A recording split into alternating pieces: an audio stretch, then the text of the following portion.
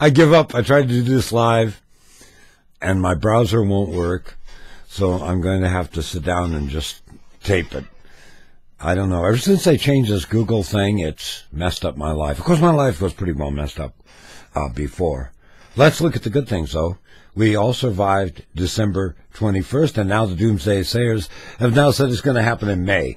There's another guy wrote me and said, actually, it was a miscalculation in the way they held the pages and the translating.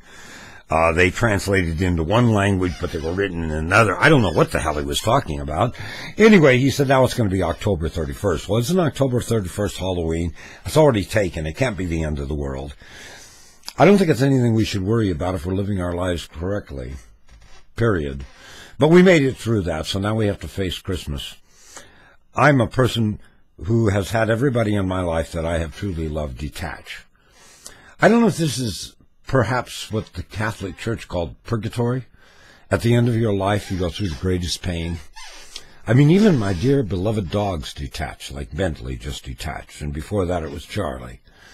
Now I have a new pit bull that is the most vicious and feared dog in the entire universe. You know the funny thing? You have to step back. What you're told is often not the truth.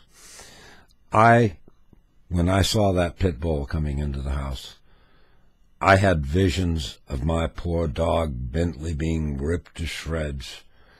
I had visions of seeing arms and legs of dogs spread throughout the house and blood everywhere. I mean, it was like Chainsaw Massacre was going to occur into my house. And lo and behold, I found in this pit bull the most loving dog I have ever owned. Now, if you've followed me for any time, you know I love every dog I have. But every once in a while, one comes that is so special.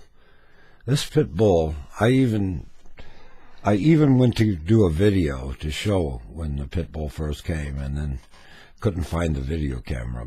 But there was a kitten that belonged to a friend that was visiting. Why would you bring a kitten to a man's house that has a pit bull? Anyway, the pit bull was laying down and allowing the kitten to attack and fight it. It didn't even change. It just laid on its back with its feet up in the air and let that kitten charge him. Right then I knew this dog is special. And he's been a companion that's really made life pleasant for me at this point in my life. And I pray that this is the last dog I have. I worry what will happen to me when I'm gone, but I certainly hope that that dog, who's much younger than Bentley was, will outlive me this time. Being a Christmas video, I always like to take a few seconds to mention my squeaky chair, and I have a resolution. Next year I'm going to somehow procure a chair that doesn't squeak. Is that a squeaking chair? Demeter, is there a possum running around in your house? You should deal with that. Stop interrupting me. The chair speaks, and I understand it. Isn't that a sign of Alzheimer's? Is it covered by Medicare? I don't know. Anyway, I have to say I've got enough sense left to know that the chair won't squeak when I want it to. But then, if in the middle of a profound thought the chair squeaks, I interpret it. It's like speaking in tongues, and it makes me say things I don't mean. I want to start this Christmas video by telling everybody, do not say Merry Christmas.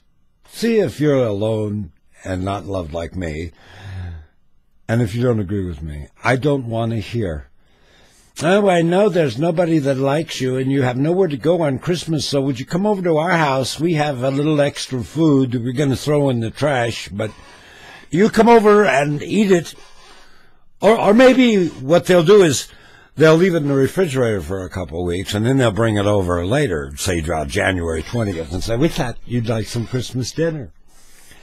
Listen, Christmas is a time of love, and it's a time where you have to have people that you love. Now, a lot of people love me. They always tell me that. And I can't respond to it because I don't love people unless I love people. Does it make sense? So I have always had problems and says, I love you. And I don't even have a concept of love. You know, I've never had a meaningful relationship in 69 years. So I don't know whether to say, gee, wonderful. Let's go have sex. See, that's wrong. And that's, I think, a point that we have to consider.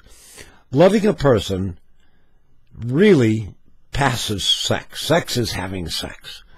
But when you love somebody, when you really care about them, and it's unconditional, and see, if they were dead, that would be easier to deal with, but they're all alive. They just, and I have no explanation. Someday, there's a video made that will explain it all. And I actually think I might release that video before I die, simply because I see a lot of people going through what I've gone through in my lifetime. And I think it's really sad not to share that with others. We'll just leave that as one of those mysterious things. I wanted to talk on the video today, and I know it's Christmas and probably not the best time to be talking about it, but it's relevant right now. When the Founding Fathers of this country wrote the Constitution back in the 1700s, and they said that we had a right to bear arms, they were thinking about the arms like they had to use then. We're talking flintlock rifles that they had to shove a bunch of things in. You just didn't pick them up and shoot. And Lord knows it had one shot. And if you did shoot, just one ball goes into the group of people. So it was used for things like dueling. And it took time. You'd have time to think after you said, I'll shoot you and I'll shoot you. Let me get my gun. I got my gun. Okay, I'm loading mine. You're loading yours. That's the kind of gun the Founding Fathers were talking about. To you NRA pukes, give thought to this. At one point or another, we're going to have to outlaw guns of mass destruction, like the assault rifles that were meant for the military to take out hundreds of people in matters of seconds. Now, you're not ready to draw the line. Not now. What about when Smith & Wesson releases their first atomic rifle? Then will you draw a line? This rifle, buckaroo, which you can buy at Kmart, can take out an entire city in a flash. Marvelous idea, isn't it? There has to be a time we have to draw a line in the sand. And the insane idea of arming teachers in the classroom, what you're doing is signing a death warrant for many teachers. You know what you really need to do? You need to figure out a way to make sure a gun doesn't get into a classroom. If a teacher has a gun, it could be taken by a student. A moment of carelessness could give a deranged kid who just got an F an opportunity to blow away the teacher and maybe a couple students before the SWAT team can parachute into the school.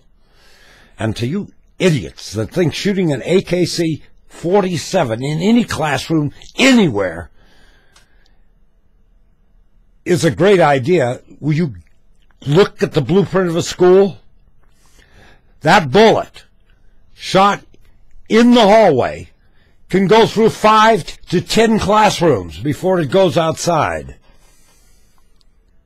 and then shoot some old lady doing her laundry down the street.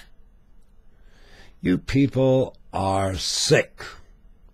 We must learn. The only way to stop violence is to stop violence. As long as we teach our young people that the way we deal with our enemies, we go over and we blow them away, and then we piss on their dead graves.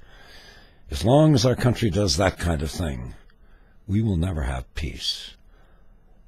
Peace is only made by individuals one at a time. One at a time, they say, I will make war no more. Merry Christmas.